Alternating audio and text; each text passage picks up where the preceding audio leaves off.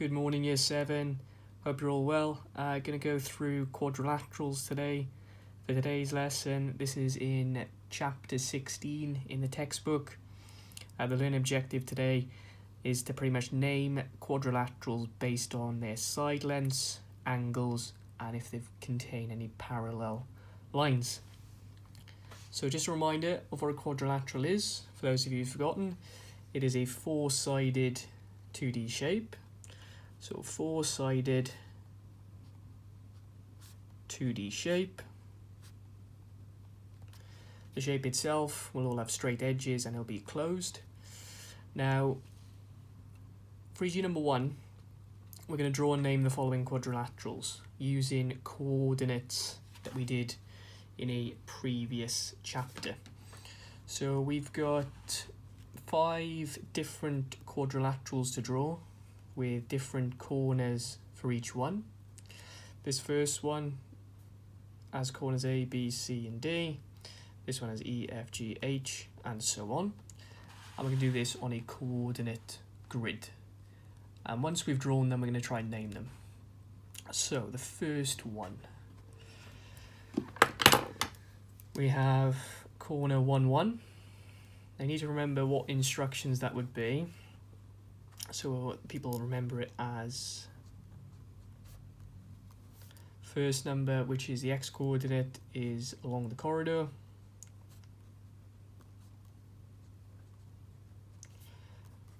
And the second is the y-coordinate, which is up the stairs. Along the corridor and up the stairs. So 1 across, 1 up. 1 across, 4 up. 4 across, 4 up. And 4 across, 1 up. And that was A, B, C, and D. If I join those dots, we get a four-sided shape, so a quadrilateral. And you should know the name of that one. That is a square. For a square, you've got the right angles, and you've got all sides are exactly the same length. If I took out my ruler and measured each side, they'd be exactly the same length. Okay, next one. We have quadrilateral EFGH, which is 6, 1. So 6 across, 1 up. 6, 6, 6 across, 6 up. G, 8 across, 6 up. And then H, 8 across, 1 up. Like so. And that was E, F, G, H.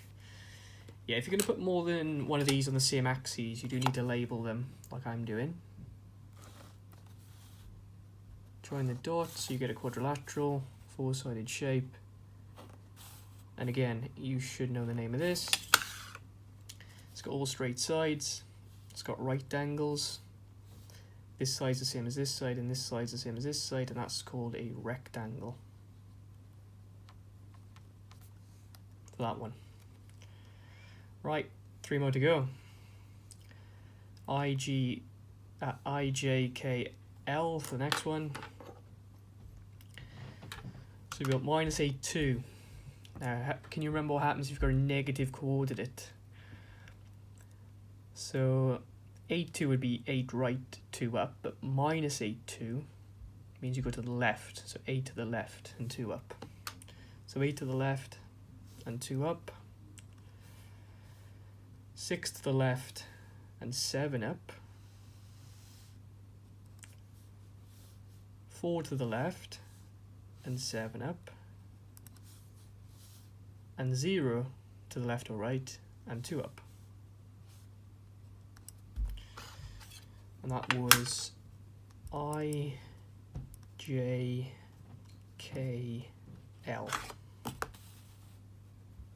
Join the dots.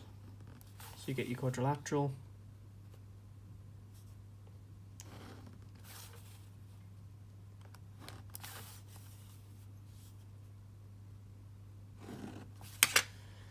Okay, now this one you might know the name of, but let's have a look. It has one basic property that you need to spot for this type of quadrilateral, and that's the fact that this side and this side, they are parallel to each other. So it has some parallel sides, in fact just one pair of parallel sides. And if you've got a shape with one pair of parallel sides, it is called a trapezium. For that one. No other word. Trapezium is the only right answer. Right, two more. Next one, M, N, O, and P. We have 8 left, 8 down, minus 8, minus 8. 8 to the left, 8 down, 8 to the left, 2 down. 5 to the left, 0 down. 5 to the left, 6 down.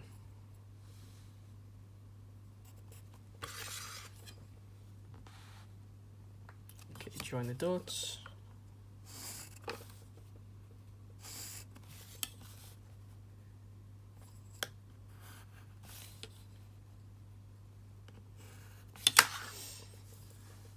Okay, this one. What have we got? What properties have we got for this one? Well, that side is parallel to that side, but it's not a trapezium because that side is parallel to that side. So this one has 2 pairs of parallel sides, and it's called a parallelogram.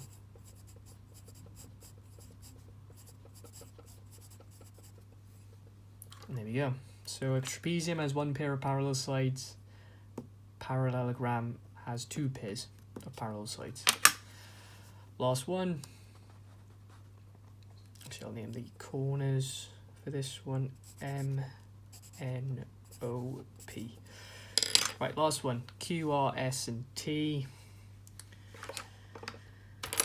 Let's do it this way. So we've got -1, -6, so 1 to the left, 6 down. 2, -2, so that would be 2 right, 2 down. 7, -2, so 7 right, 2 down. And this one, 4, -6, 4 right, 6 down. Join the dots.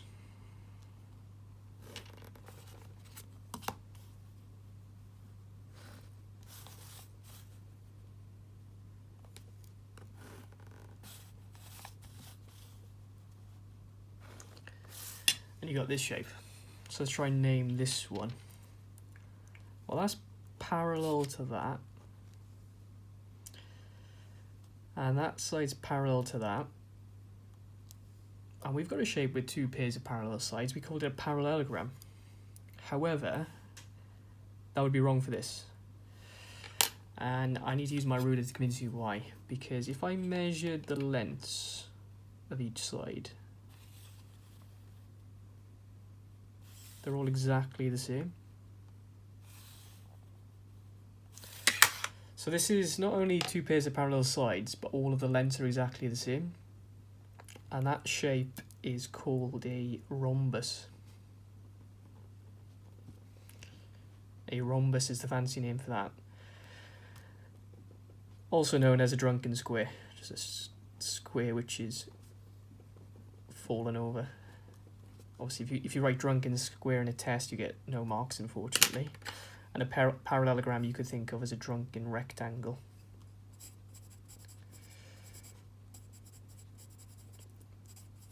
Okay, and that is the only quadrilaterals you need to know for today. There are many more. If you know any others, put the names of them in the Teams chat, and people with correct correct quadrilaterals I haven't named here, you'll get a merit if you're the first one to post that in the Teams chat.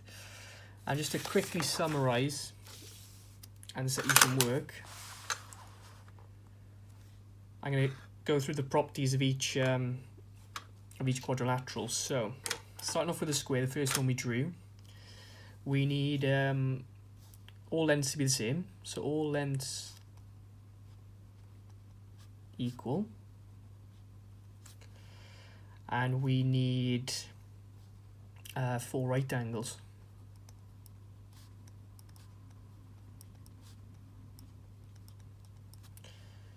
That would be it. Don't think I need a third one.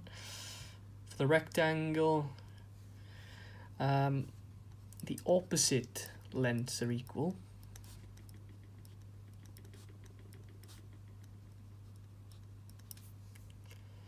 And we need 4 right angles.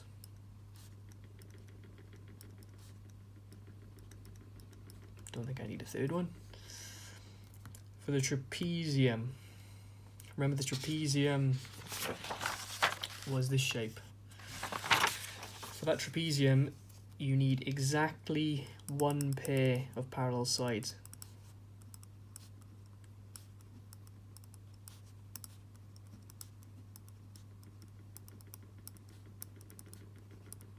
Okay, emphasis on 1 pair. Because a parallelogram has 2 pairs. So 2 pairs of parallel sides.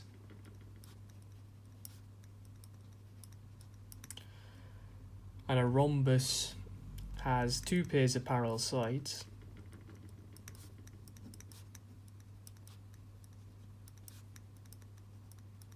But 1 other property as well. And that's all lengths are equal.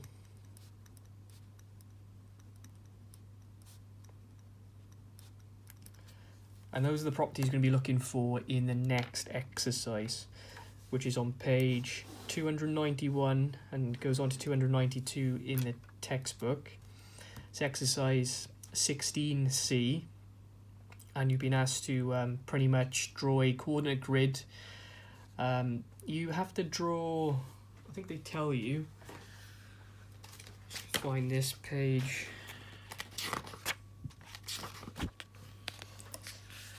So exercise 16C starts there. You're going to sketch quadrilaterals, and it looks like you could do the grid from 0 to 10.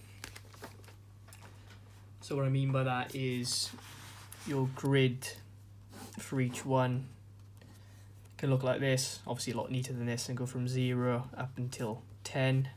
Use little squares in your book, and from 0 up until 10 there, and that should fit everything in. And yeah, don't do too many on the same diagram, otherwise it's going to look really messy. And then once you've done your work, you need to post it on the class notebook, which is on Teams. So post your answers or pictures of your workings on the class notebook.